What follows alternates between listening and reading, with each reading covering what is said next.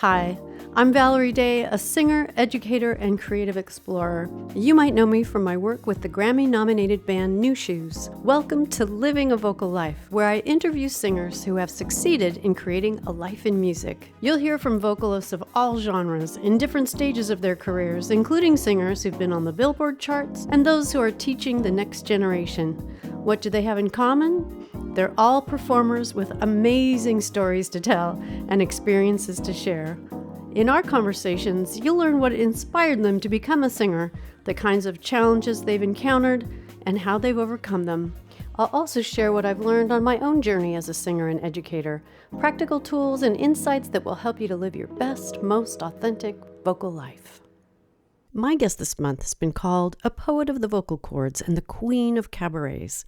Karen Mason originated the role of Tanya in the Broadway production of Mamma Mia and has had starring roles in Wonderland, Hairspray, Sunset Boulevard, and the first U.S. tour of Andrew Lloyd Webber's Love Never Dies. She's shared concert stages with Michael Feinstein, Herman, Chita Rivera, Luciano Pavarotti, Rosemary Clooney, Liza Minnelli, and John Kander and Fred Ebb, among many others. Karen's performed with major symphony orchestras and headlined Carnegie Hall, the Kennedy Center, Lincoln Center, and London's Royal Albert Hall. A 14-time Manhattan Association of Cabarets and Clubs award winner, she received the MAC Award for Major Female Vocalist of the Year for 6 consecutive years and was honored with the MAC Lifetime Achievement Award in 2019. Her television appearances include the hit dramas Ed, Law and Order, SVU, and most recently, an appearance in the Netflix series Halston, starring Ewan McGregor. In our conversation, Karen talks about what the differences are between cabaret and Broadway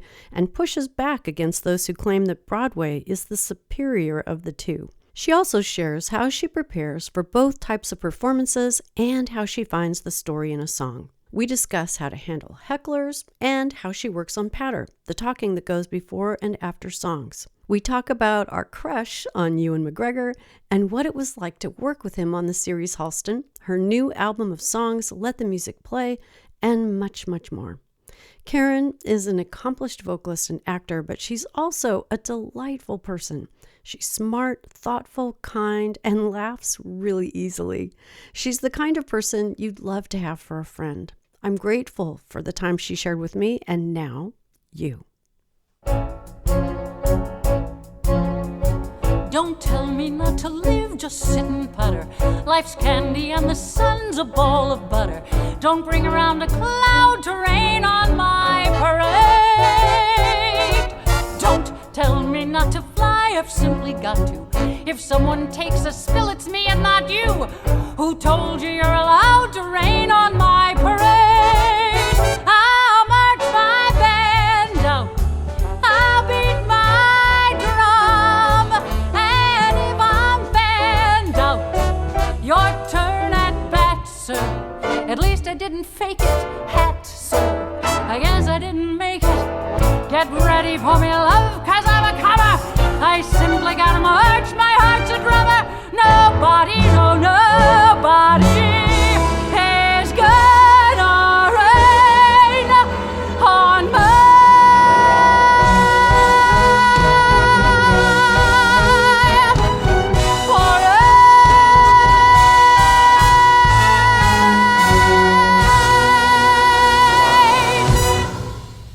Hi, Karen. Thank you so much for your time and being on the podcast today.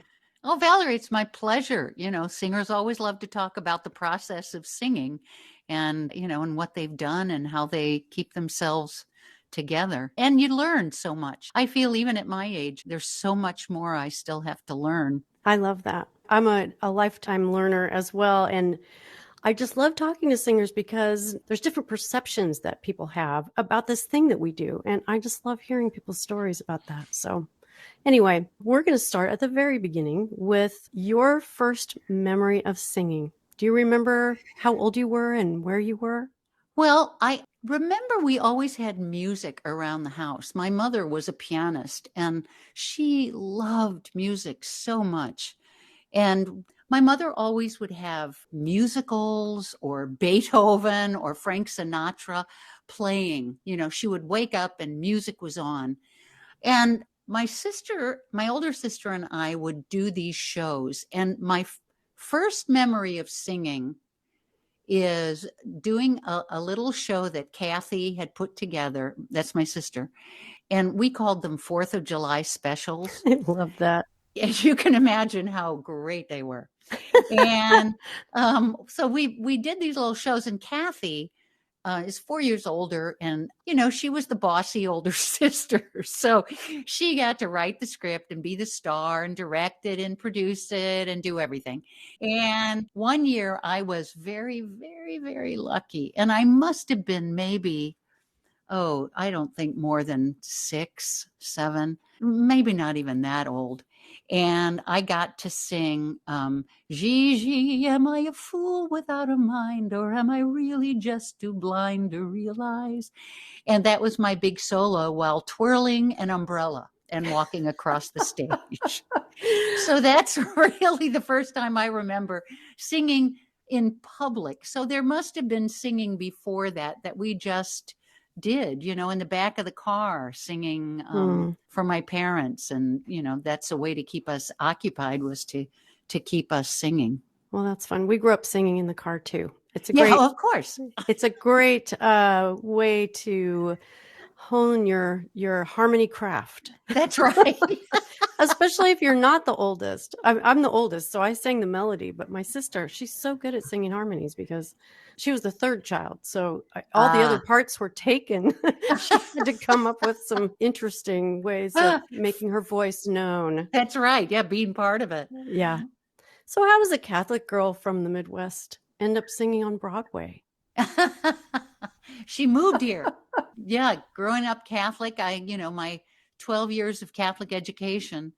And then I went to college and, was not totally happy there because the school that I went to didn't really have a combination music and theater department. Now you learn everything. You learn dance, right. You learn music, you learn acting. And at that time it was much more separated. And the school of drama was very different from the school of music. And nobody really worked together on things. I wanted to do musicals. Mm-hmm. And so I didn't do very well in school. And after about 3 years after graduation, I was doing a lot of community theater because I was kind of lost. I didn't really know how to get things going. I didn't have an awful lot of confidence and just wasn't sure where I fit in or how to make myself fit in. And I went down and auditioned at this restaurant in Chicago called Lawrence of Oregano. Great name. Yeah, isn't it? And they had singing waiters and waitresses. And I went and auditioned. And as luck would have it, I met a gentleman I worked with for 16 years whose name was Brian Lasser. And we worked together and kind of built up our identity, our musical identity with, together and apart. And then we both decided we wanted to move to New York and pursue theater. And, the choice was either Los Angeles or New York. And New York just seemed, that's where our hearts really wanted to be, with theater. And so I moved in 1978. Wow. So he was your partner in many ways. Yeah. He was a composer, lyricist, arranger, and accompanist for you. Truly a mentor. Yeah. So what did you do when you got to New York? Brian was much more of the go-getter than I. And so I just basically attached myself to his wagon. And he had a lot of friends. Brian was a very friendly and, really wonderful guy. And so he knew a lot of people, and especially from college, a lot of people that he had done shows with in Chicago or at the University of Illinois downstate. He knew all these people, and they all got together, and I just kind of tagged along. And then we started looking for places to work in cabarets. And as luck would have it, there was a little place down in the village called the Duplex, which had just been bought by these two guys from Ohio, Irv Rabel and Rob Hoskins. They had just wanted to move to New York and purchase something. Funny. And they bought this club, and we started doing every Saturday. I mean, it was just that juncture of luck. Kismet. Yeah, truly. And we started doing every Saturday, and then would go back to Chicago to make enough money to come back to New York to live. Because certainly, working in Cabaret with a place that seated 60 and just trying to get people to show up, there's really no money there. So we would go back to Chicago and make, do a big concert or a private party, do something in Chicago where we had made our name, and then come back to New York and spend it. And we did that for about a year of doing every Saturday. Wow, what a great way to hone your craft and to also truly make inroads into that community. And, it's such a gift that does not exist anymore, at least not in New York. That continuous work just is not offered. It's not available. You have that opportunity for one show, and then what? How do you learn from that? How do you learn from doing just one performance of anything? It's so hard. It is. I'm totally with you. We worked for 7 years in clubs, and sometimes it was, 2 to 5 nights a week, 4 hours a night. Wow. And so we got to set up and be in one space, which also is unheard of now, because you don't get a chance to come in and feel the room and get a feel for the sound of the room and, kind of get used to that. It's just so different. I feel bad for the singers coming up who don't get to have that experience. Maybe there's some way to do it, but I don't know of it. I don't know. I'm not sure you can ever learn, and this is perhaps really horrible English, you can never learn as efficiently and as thoroughly as being in front of an audience. And having an audience like you and then dislike you and heckle you and look at their watches and all those things that audiences do, that you really learn how to not take it personally, but to figure out a way to keep everybody's attention for however long the show is. Absolutely. And the only way you can learn that is through doing. I've never talked with anyone about hecklers on the podcast before, but don't you love them? Oh my goodness. They do teach you a lot, don't they? I mean, in a way, they make you bring your A game, because I don't know about you, but I get this feeling inside like, okay, well, I'm going to show you then, Yeah, that's right. That's right. You think you're better than me? Yeah. Wait till you hear this next note. Yeah.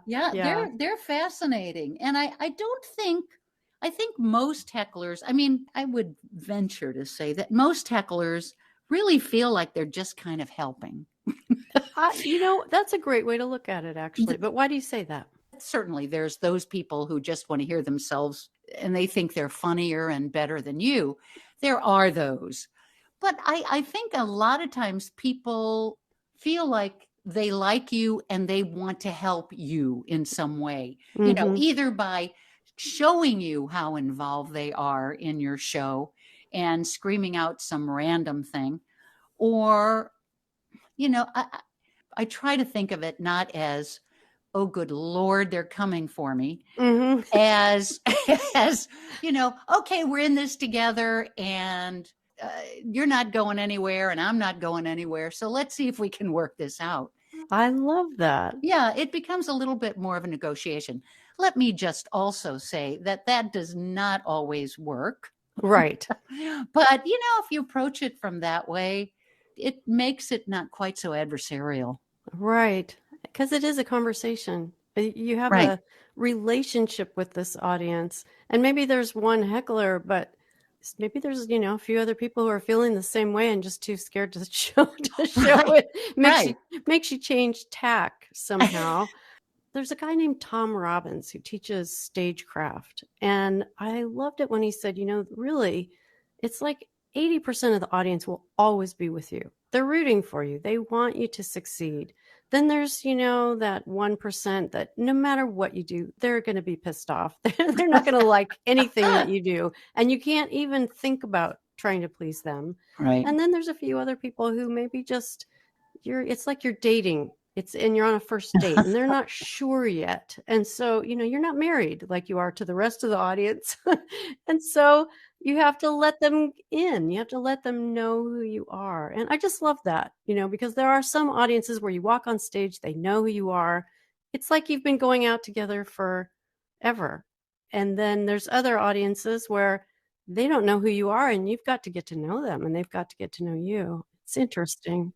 Yeah, I really do believe that the only way to learn that is through the doing. Not every audience is going to be all your friends.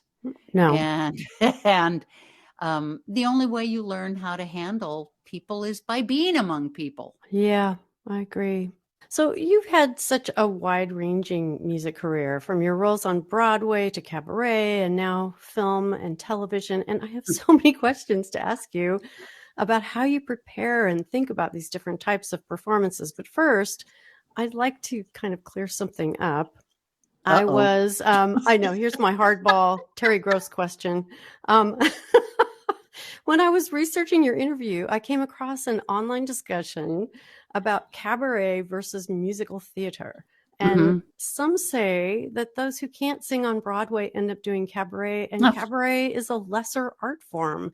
So for those who aren't familiar with cabaret, how is it different from musical theater? And what would you say to those who don't believe it to be a serious art form? Listen, I still fight that. And really? Please. In New York, you still fight it. Well, I don't go to cabarets because blah, blah, blah, 16 reasons, because it's always going to be some bad person, some bad singer. It's like, just come and experience it. And then we'll talk. It's always somebody who's never been in a cabaret who has a very loud opinion about it. Cabaret to me is about a conversation. It's a conversation with music and with personality between the audience and the performer. It's an intimate conversation. There's not a separation. In a theater, you're separated. You have the proscenium and you're separated. The audience is viewing what's going on. To me, in a cabaret, the audience is an integral part of the experience of a cabaret. It resonates with the singer, with the performer. You feel the energy in that room, and it bounces back and forth between the stage where the performers are and the audience. It's definitely more of a conversation than it is a viewing. Yeah, that's a good description of it. Yeah, I went to see my friend Clea Blackhurst last night, and she is such an honest human being, and her passion for what she was doing and her joy is palpable, and you cannot manufacture that. You want to be around it. Not all people who do cabaret are this proficient and this exciting to be with. But then not all theater is that way either. So to just cut off an entire art form because you've seen one not particularly great person do a cabaret, I think is an injustice to the entire art form. There are so many great people. Marilyn May is one, and all different, all very different, but all give you so much bang for your buck and so much happiness and joy and great music. Billy Stritch, Clea, Ann Hampton Calloway, and Liz Calloway. I mean, these are really phenomenal talents.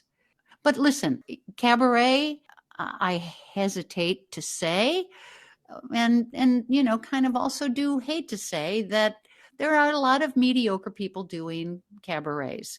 It's an easier thing to produce than an entire theatrical show. Right. And so, I mean, it's still very time consuming and very expensive because you pay for your musicians, you pay for rehearsal time, you pay for your director if you have that, you pay for the bass player, and you get a certain amount for playing a room. So you have to fill that room. You have to do some marketing around that. That's right. All of that goes into it. You said that cabaret is just acting with a soundtrack. You said it's finding a story I want to tell through songs and then figuring out how I want to tell those stories. I just love that because actually all singers should have that in their minds when they're singing a song, right? They should have the story, the backstory, the character that they're singing it from. Even if you're a jazz singer, you have to have a story. If a composer writes out a piece of music, it's with a storyline. And that's why there's crescendos and additional sounds that come in and the changes that happen in a composition. You are a part of that orchestra and you should have a story. You know, the making of sound is perhaps the most challenging. It's the telling the story that's the most interesting to me. So when you're preparing for either the Broadway stage or a cabaret show, how do you find the story? I mean, it seems like in Broadway, it's kind of prescribed because you have a character and you're going to play that part. But when you're singing all these different songs in cabaret, you have a really wide range of choices that you have to make. How do you make those choices? Well, what's really great about cabaret to me is that they're my choices. And that no one is telling me this other character over here will impact you. You get to write it. You get to create it. You get to act it. You're everything to that moment. And no one knows what your story is as long as you have one. It will take you on a particular journey. Sometimes that's the thing about acting is making yourself as available to what you're feeling at the moment or what the song is telling you and how it makes you feel about something in your life, something you want to communicate. Most songs are fairly specific about a story. You just have to let that story talk to you and see where it resonates with your life and your psyche and your personality and your emotions. If you can just give yourself a couple of minutes to see where it lands with you, then usually if you start out with that idea at the beginning, it will take you so many different places every time you sing it. That's the interesting part too, isn't it? That it never is the same thing twice. Because you're never the same person twice. Right. It's kind of like, I said this in an interview and I couldn't believe I said this out loud to somebody, but it's kind of like sex. It's like the same equipment, maybe with the same guy over and over again, but never the same experience. You know, if you're aware and you're, not just going through the motions, it can be really different every time. Right. And sometimes it's, sometimes you're faking it. And sometimes it's really deep and beautiful, and you just a whole different experience for you. And that's what's so amazing about it. There's one song that Barry, my director, once got me to sing, and it had to be you, which, is an old chestnut. Yes. And I said, Barry, I don't have anything to add to that. It's been sung, it's been done, it sounds kind of wimpy. I don't know. It just doesn't sound meaty for me, very pretentiously. And of course, then I sang it. And I could not stop crying. Oh, interesting. What happened? It just spoke to my soul. The words, if you just read them and you say them out loud, are so powerful. So powerful in a way that I did not expect. And I got the picture of, my husband.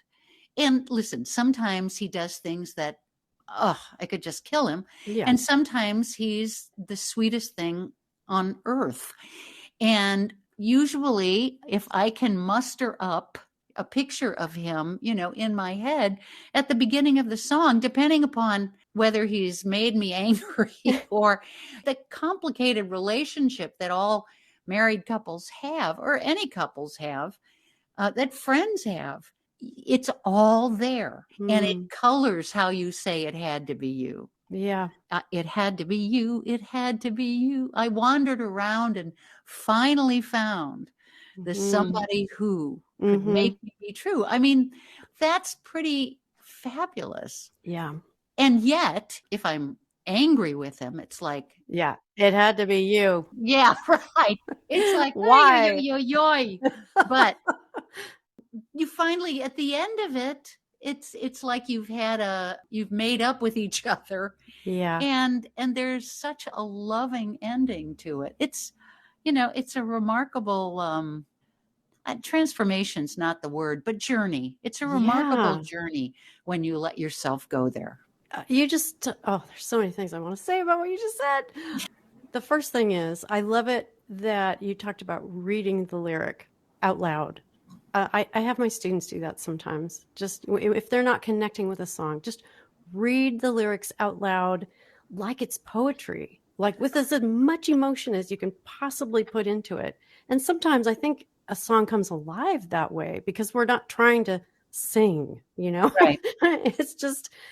There's the lyric and there's the story. And then when you put the music to it, it really comes alive. In a totally different way. Yeah, in a totally different way. Have you ever seen that clip of Judy Garland singing Somewhere Over the Rainbow, not as the young, hopeful Dorothy in The Wizard of Oz, but as the lonely, beaten down by life? Oh, I don't think I have, but I bet it's fabulous. Oh my gosh. It is so incredible because, of course, we all have Judy embedded in our mind's eye as this young, hopeful person singing Somewhere Over the Rainbow. And then when she's doing her one-woman show towards the end of her life, and she's the tramp, and she's singing the song like she missed out on it somehow. Somewhere over the rainbow, bluebirds fly. Birds fly over the rainbow. Why can't I? Not why can't I right now because I'm young and, Right. But why can't I? Why am I earthbound? Anyway, the story you just told reminded me of that. And I'll send you the clip. It's so incredibly powerful. I'd love to see it. Certainly I have stolen a lot from her and from Frank Sinatra. Those were the two that I listened to and watched, and Barbra Streisand when I was growing up.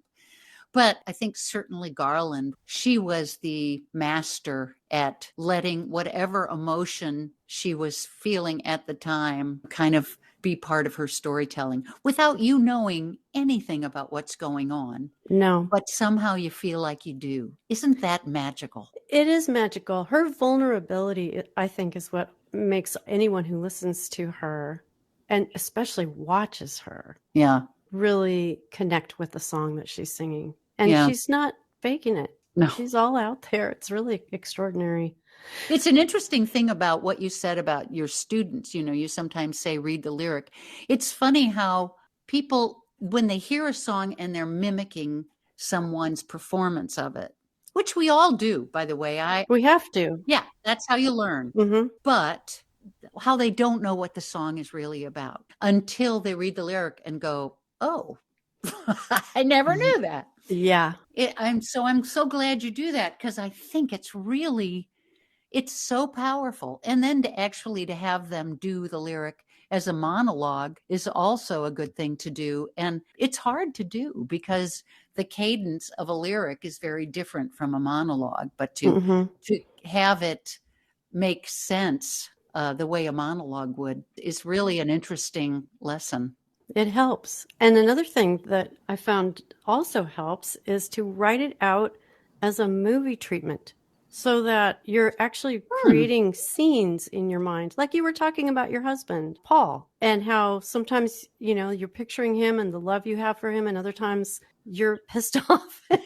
That's the movie that's playing in your mind, Right. Yeah. But there's a theme to it. There's a beginning, there's a middle, and then there's an end. There's a resolution. There's a transformation that happens from the beginning of the song to the end of the song. And Yeah. that's what people, I think, are drawn to, right? Yeah, I think so too. The more specific you are, I always say this, the more specific you are as a performer, as an actor, the more universal. It sounds like it shouldn't make sense, but it's the truth. If I can be very specific about what I'm thinking about and feeling and, the story, the movie that's going through my head, you may not know exactly what the story is I'm thinking about, but it will communicate something that will allow you to feel something also. Yes, it's a journey and you're taking someone on it. Yeah. Another huge part of cabaret performance is the talking bits, because you are metaphorically setting the stage, right? Usually in cabaret, there's no stage setup, much of one anyway. So you're creating a context for the song you're singing by how you present it verbally. And I don't know, I had a huge aha moment when I started singing jazz in clubs, because I realized I needed to practice the talking as much as I practiced singing. I'd been singing my whole life, but I'm not a natural when it comes to talking. So how do you prepare for the talking in your shows? What's your process? Well, I used to not talk. I didn't realize I had to. And really all I wanted to sing was depressing songs. So, that was, I kind of had to talk, because otherwise people would have been really suicidal after all of my depressing 11 o'clock numbers. And I'm a natural talker, but what I had to learn was not to talk about absolutely everything. Because when I first started, I was having such a great time talking that I would talk about the most random things that were going on in my day, as if I were the most fascinating human being in the world. And I could make a joke, I could make people laugh and think that it was enjoyable, but it had nothing to do with the show. And I started getting, I was moving up the food chain in Chicago and got kind of slammed for it in a review. It was done very, very lovingly. This was somebody who really liked what I did, but said, you don't have to tell us about your new washer dryer combination. No one really cares about that. Wow. Yeah. So, I would go off on these tangents, and I've had to learn how to have an arc in the show. There are certain places you lay out, hi, good to see you. People are checking me out, and I'm just going to do a little talking, and kind of set up what we're going to do here tonight, and then start singing. I don't feel like every song has to be introduced. I love having maybe 3 songs that have a little arc to them, that one song takes you to the next song and then takes you to that last song. But I work with a gentleman whose name is Barry Kleinbord. He's my director, and he and I work on the patter. And, he's always saying, no, you can't do that, Karen. No, you can't do that. And he'll help me with being more directed, making sure that it's going in the right direction and that I have all the right facts. He's so clever at it. He's so clever at how do we get from the first patter into that next song. And I've learned a lot from working with him. I'm not somebody who memorizes patter. I don't do well with that, but I kind of know where I have to be from A to B to C to D. And, if I go slightly off on tangent, then, I know how to get back. Right. But it's a learning process, and again, when you're able to do it 4 or 5 times a week, you learn a lot about it. And, I'm still learning about patter. It's still the part that makes me break out in flop sweat. But I now have my little places along the way that help me get to where I need to go. Yeah. It's like developing a muscle. Yeah. And it is helpful to have audiences a few nights in a row, at least, to try things out on and just see what happens. Right. Because that second night is not going to be like your first. Never. And the third, not the same as the second. It's just always different, but maybe there's a universal thread in some of the things that you want to bring to the story. For instance, I was doing Joni Mitchell's song, Both Sides Now. Oh, And it really didn't have a whole lot to do with it, but I'm from Portland, Oregon, and we have a lot of clouds.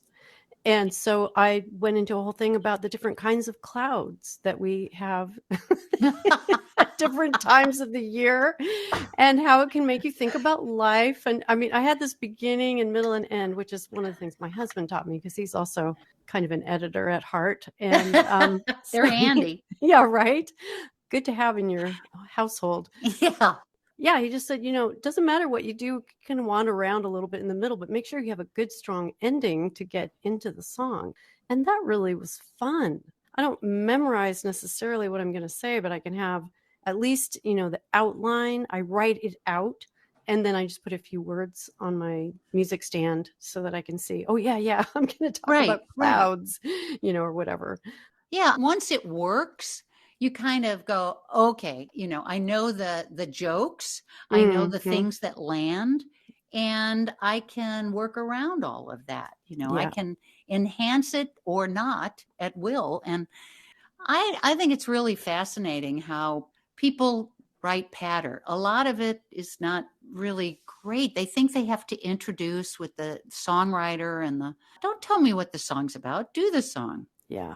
And if it has really special meaning to you, perhaps lead with that. But otherwise, it's just, and now we have, Right. And for my next song. Right. For my next number. You can maybe get away with that once. Yeah. But for a whole show of that, nah, it's got to be a little bit more thought out than that.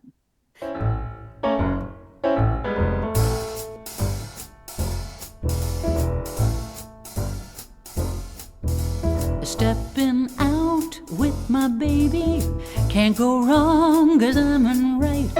It's for sure, not for maybe, that I'm all dressed up tonight. Stepping out with my honey, can't be bad to feel so good.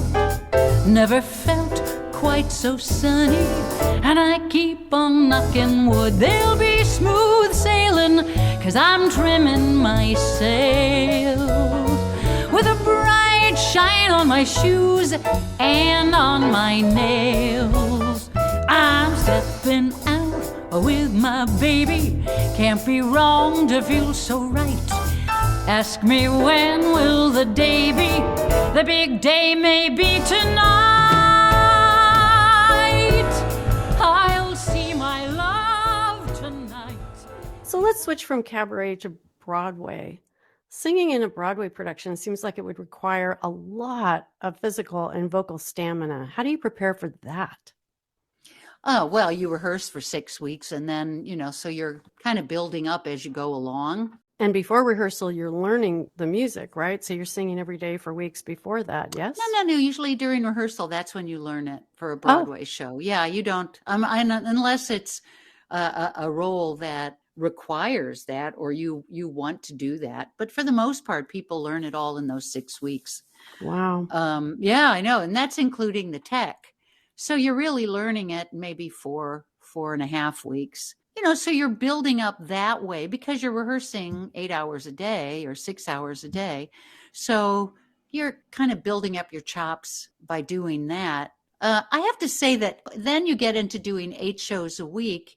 And depending upon the role, you live for that production. Your life becomes about making sure you can do those 8 shows a week. There are certain shows that are more demanding, certainly doing Rose in Gypsy demands that you live like a nun, a cloistered nun for however long you're doing the show, because you have to just make sure you have your voice for the show. Right. No talking after the show, no talking during the day. Right. That talking after the show is actually the hardest for me. It is. It kills me, and I find it so destructive. I become so antisocial when I'm doing a show, no matter what it is, that it's like doing a cabaret. You're singing for an hour and talking for an hour, and it's you. Yeah. Whereas if you're doing a theatrical thing, most roles come in and out. You're not on stage all the time. Right. You get a break. Right. Yeah. Unless you're doing like a Mama Rose. But when I'm performing, I eat differently. I go to the gym all the time. That helps me. And I study. I still study. I find that my voice is always changing. My mechanism is always changing as I'm getting older. And I'm needing to find new ways to take care of my instrument. Well, in what ways is it changing for you? I have found that it takes me a lot longer to vocalize. I can get out of shape really fast. And certainly the pandemic showed me that. Not singing for 2 years. Yeah. Or not singing for a year. I did start singing again pretty quickly because I was doing these little half-hour shows on Thursdays on Zoom. But it was not the same as singing every day. Now I really do make an effort to sing every day so that I can build up my stamina, so that I'm never caught off guard. I found as I get older, certainly things don't operate as fast as they used to. And my breathing, I have to really be conscious of that. It's easy to get very high breathing, and that just destroys, it's so bad for singing that I try to make sure that I'm breathing deeper. I've had such weird things happen with my vocal cords over the years. I mean, strange. In 1984, I had a paralyzed vocal cord. And scary. Yeah, because I had never heard of anyone who had one. And they said, we can't tell you when or if it's coming back. It's like Bell's palsy. And so, okay, well, 6 months later, it finally started to vibrate a little bit, my left cord. But to this day, my left cord does not vibrate at the same speed as my right. Wow. Yeah, I know. I would never have known that listening to your voice. Isn't that crazy? It is wild. Yeah, I have a friend who said that her vocal cords vibrate at different tempos too. I mean, it's the human voice is truly remarkable. I found out 2 years ago that I have a partially paralyzed diaphragm, and I've had it for the past 10 years. How did you find that out? Well, I was having some heart issues, and I started passing out.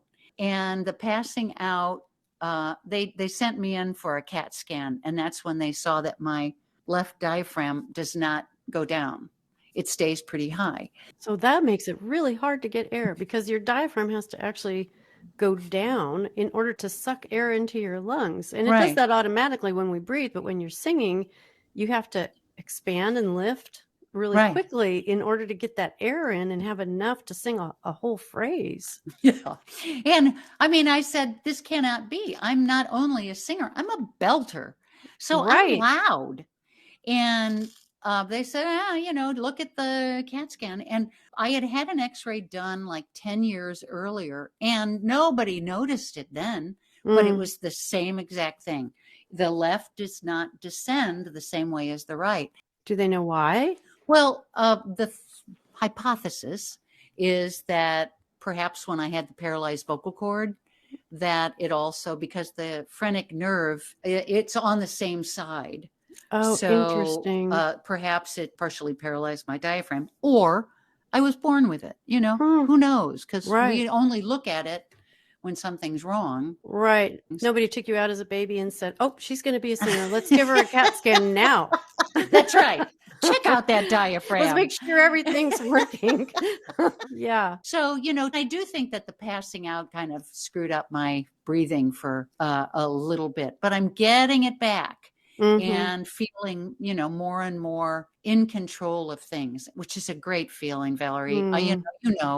As a singer, I would say that my personality is for the most part dictated by my voice. Yeah. And whether it's working correctly and at your will. Right. Paul always says I wake up in the morning and if I do this, and it's, there, I'm fine. If there's a problem, he closes the door to the office and doesn't come out for a while. Because our body is our instrument. We are at the mercy of all of these things. And it sounds like, though, you have a pretty good grasp of technique and how to work your voice so that even if you are having difficulty, eventually you can get back to where you were. Is that right?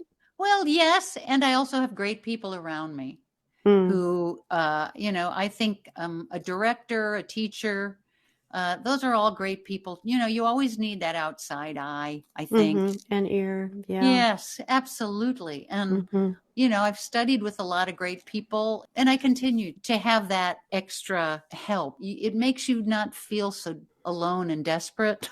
And crazy. Yeah. That's the worst. It is the worst. It's the worst. And, nobody likes feeling like that. And so to be able to have somebody who you respect and trust say, no, you're going to be okay. There's nothing wrong. Here's what we need to do. Yes. Your breathing's a little off. You're doing blah, blah. It's like, okay, I can see that. I can see an end to that. I can work with you on that. Oh, what a gift. Well, yeah, I mean, I'm smart enough to pursue those people and stay in touch and not be afraid to get help. That's an important thing, to know when it's time to get help and who to get help from. I had a terrible experience that I won't go too deeply into here, but it was basically nodules. And I was studying with a voice teacher who didn't really know about the physical part of singing. She was a classical teacher, and I was singing over a 12-piece Earth, Wind, and Fire horn band. So the doctor said, you have to get those removed or you have to stop singing for 3 months. And I knew if I stopped singing for 3 months that the band would break up. I mean, they'd find another singer. But a bartender of all people told me about this guy who could fix nodules in singers. And so I went to see him, and he changed my life and made it possible for me not only to continue to sing. I'd tear my voice up a little bit during the week, and he'd put it back together at every lesson. But after a year and a half, the vocal fold tissue regenerates underneath the callus, which is what a vocal nodule is. And then, it gets clear again. So then we got a record deal, and thank God I knew how to sing by that time, because there were a lot of demands made on my voice and touring and all that. And then I got to learn how to be able to be strong enough to sing other styles too. Strong and flexible enough, actually, because sometimes R&B singing is all about strength. But anyway, that must have been fascinating, though. It was. And I felt this when you were talking just now about being able to trust someone and know there's a prescription for what ails you. That's the feeling I had the first lesson I had with him, because he explained to me what was going on. And I was like, thank God. Yeah, right. I'm not losing my mind. Yes. And, I couldn't talk during the day. My voice sounded like this. Seriously. Oh, no. It was bad. So I get what you're saying about, like, does it work? Yeah, it does. Yay, I'm a happy person. So anyway, let's talk about some of your more recent work. You were in lockdown in New York at the beginning of the pandemic, listening to sirens go down the street to the hospital in your neighborhood. And by the end of the first year, I think, of that experience, you had a new album called Let the Music Play. And so I'm wondering just how the pandemic and lockdown affected you, how the album came about, and how is it different than anything you've released before? Well, I think the pandemic affected everyone. The lockdown affected everyone. We live about 5 blocks from the hospital that was really ground zero. But we live right on the street that leads to it. So we had sirens all of the time, night and day. And then in being in lockdown, Paul's life never changed, by the way, because he's a record producer and he was working on all kinds of things. Well, during lockdown, I was bouncing off walls because I had to cancel like everyone did, canceled a lot of work. And believe it or not, I did not hate being in lockdown. Even though I was bouncing off the walls, I did enjoy certain things about it. It gave me a lot of time to think. And during lockdown, I had a very big birthday. And big birthdays and thinking can be dangerous. I told Paul, I said, whatever we want to do, we need to direct ourselves to get it done. Because we've got a limited time frame now. So, we have to get stuff done. If I want to learn how to do this self-taping thing, then I'm going to do it. If we're going to move, let's move. Whatever we want to do, we need to have our eye on it right now and move toward it. And one of those was a CD. When you go into the studio, a lot of times you will record extra stuff, or you'll say, oh, let's record it now. We're here. We have the other musicians. Let's just do it and see what happens. And so we have, over the years, all these songs that have never been put on a CD. And so Paul handed me the list and I went through and, yes, no, yes, no, yes, no.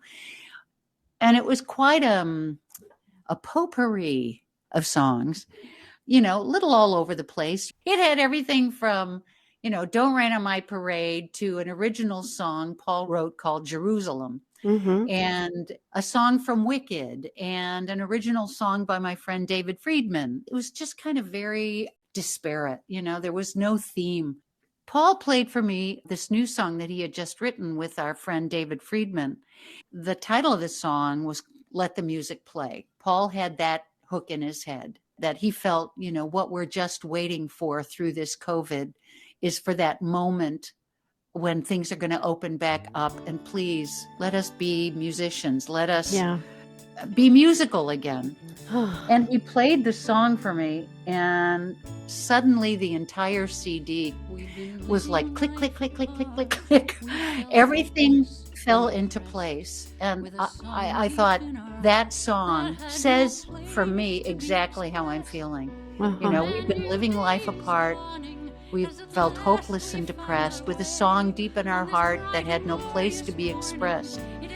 It just encapsulated what I was feeling. Let the music play, let our voices soar, starting now today and forevermore. We've come through the night, we have found our way, now the time is right, let the music play.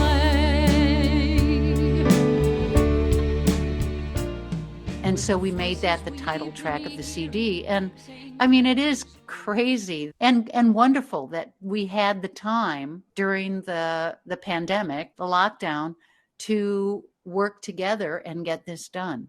I'm so proud of it. It's just, somebody said to me that when they heard it, that it felt like every song was an emotion that they had during the lockdown. Oh, wow. That you could pinpoint that emotion that they were feeling through all these feelings in COVID. And that I thought that was really interesting. And I wish I had thought of being able to say that, but I knew somehow that it, it spoke to me in a very specific way. It sounds like you intuitively knew what your heart wanted to hear.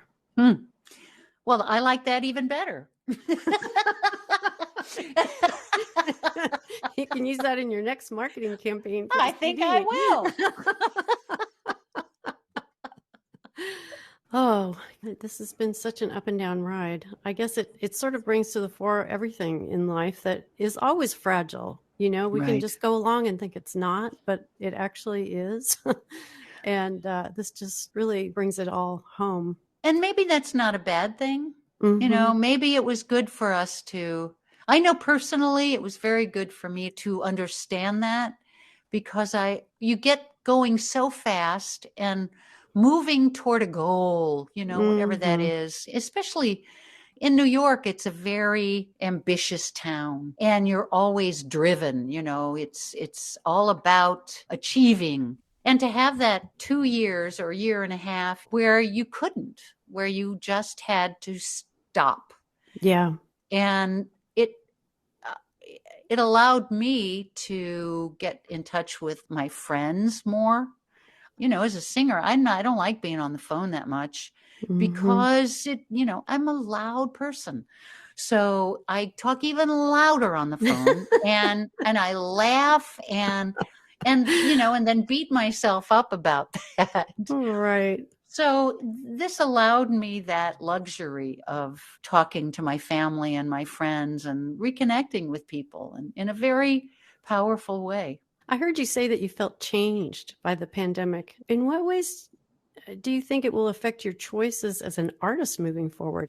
I think it has affected me. I can see it in my choices of what I want to do and what I'm willing to put up with.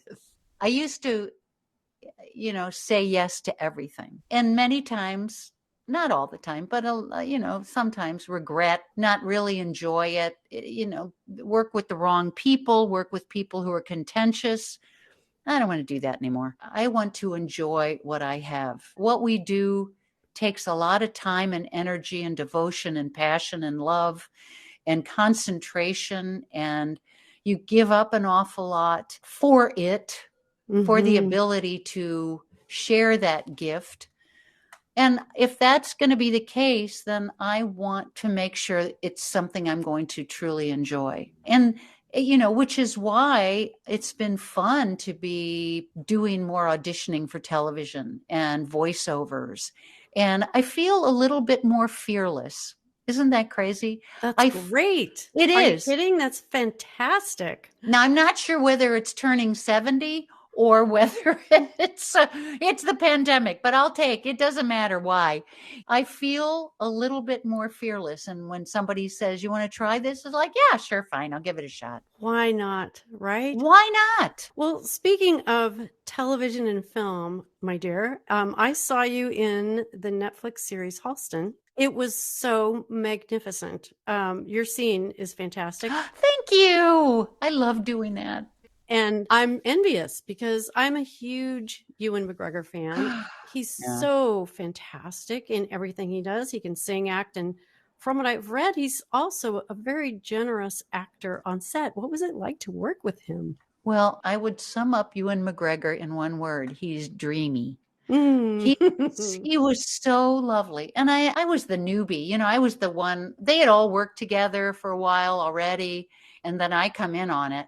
He couldn't have been more generous and gracious. And he was fun and always changing something a little bit. He's a very conscientious actor without being creepy about it. Is there an example you can give me of something that you remember that he did? Or was this just a feeling that you had throughout the whole filming? Well, you remember at the end of the fashion show when he exits, and I was, sitting there as his investor, and I thought, I don't know what's going to happen here. There's nothing really in the script. It just says he leaves.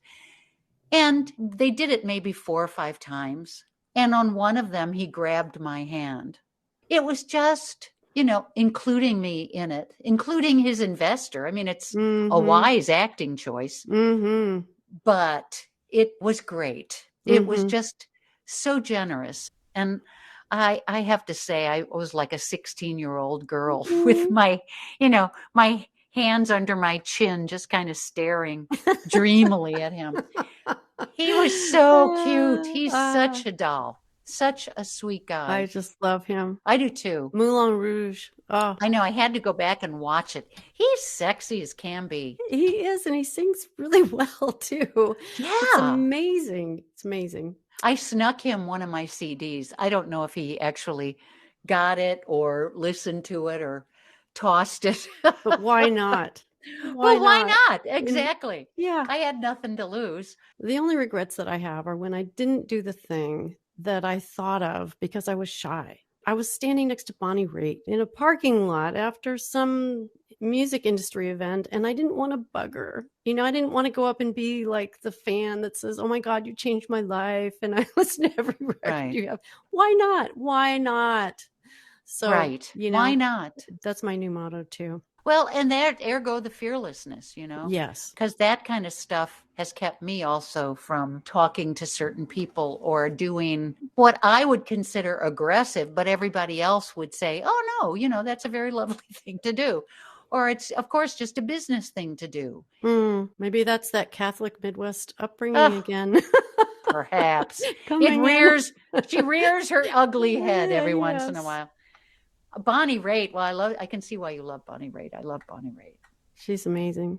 Let's talk about longevity in the entertainment business, because that's a tricky one. I just read an interview with the actress Gina Davis where she spoke about her groundbreaking roles in films like Thelma and Louise, and she said how the press would make statements about how now there were more substantial roles for women in film and television. But in the article, she basically said that unfortunately things haven't changed much all these years later. Do you think conditions in the industry have changed at all for women since your career began? Well, I don't think they've gotten better. Certainly, the fact that we see a female director as an anomaly speaks volumes. Yes, it does. Women producers are still anomalies and are not given the same attention, press attention that male producers are. I don't know if it's not that it hasn't changed, it's always changing, but I think it's certainly a slower progression than I think most people would like. Yeah. And that's a shame. It is a shame. In your life, is it more challenging to land a role now than it was when you were younger? Nah, I think it's about the same. I just think my competition changes constantly. Oh, that's interesting. Say more. I think when I was younger, it wasn't quite so star driven that shows would be filled with a lot of people who maybe had street cred, but not necessarily the name above the title, the Tony, but everything now seems to be a little bit more, you have to have that Tony to even get through the door. Wow. For certain roles, not all roles, but they're the roles I want to do.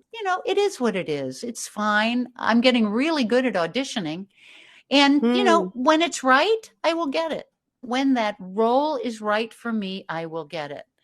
I was talking with a friend of mine who's also a cabaret singer and a theatrical actress. Basically, our careers are very similar. We started at the same time, and she's got CDs and, a Tony nomination. And she said, basically, we've been creating our work since the very beginning anyway. And it's true. When you do cabaret, you create your own work. You're out there pushing. As a recording artist, even though you had that recording deal, you were the one creating all of that. You were making that happen. And so we're used to that balance of somebody getting the job for me and me creating something. It's always been an interesting little balance, but I think people are now learning that they have to be a little bit more self-motivated, at least at my level. For other people, they might have a totally different experience, but it seems to me that everybody at some point is going to slow down. And during that time, what are you going to do? We kind of touched on retiring, and it sounds like you're not planning on doing that anytime soon. Well, my husband told me I can't. And so he's going to keep, the old cow out in the meadow.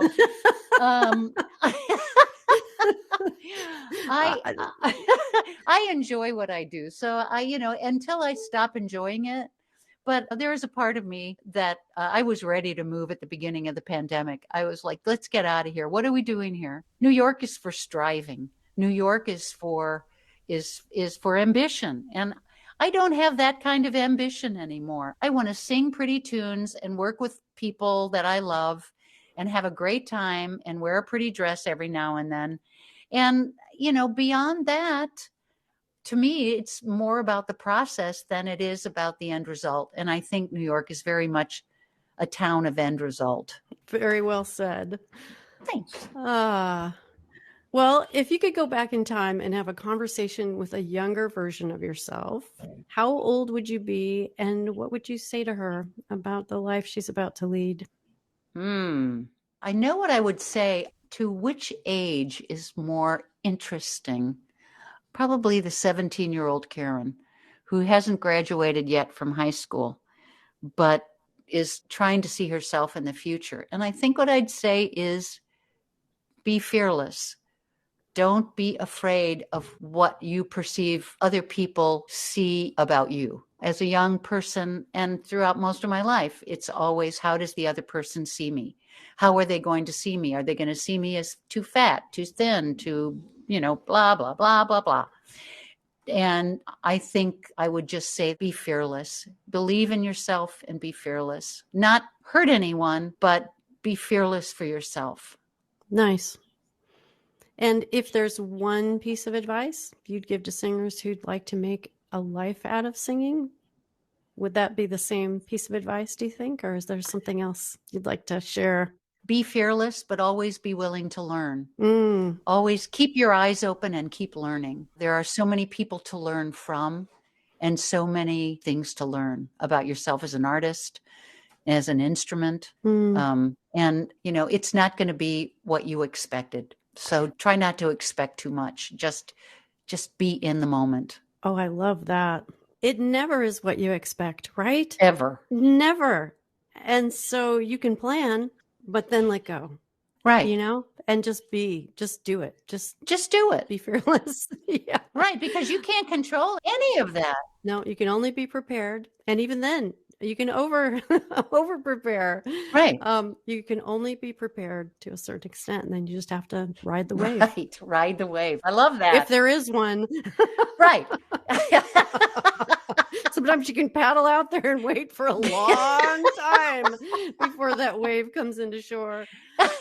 Oh, gee. I have had such a great time talking with you, Karen. This has been lovely. Fun. Well, thank you so much. I've had a great time. So thank you for letting me be on the show.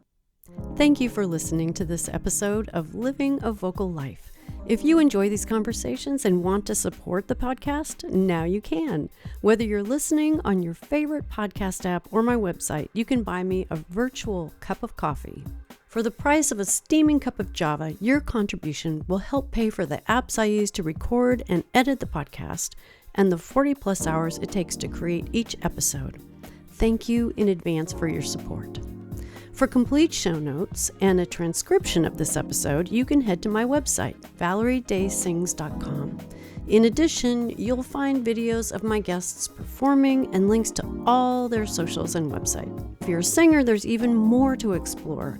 There's a resource page with free downloads, links for your inner singer and your music career, plus more podcast episodes and a blog about all things related to living your own vocal life. I'd also love to hear from you, so please connect with me via my website or on Facebook and Instagram at Valerie Day Sings or Twitter at Valerie Day. Until next time, be well, keep singing, and thanks again for listening.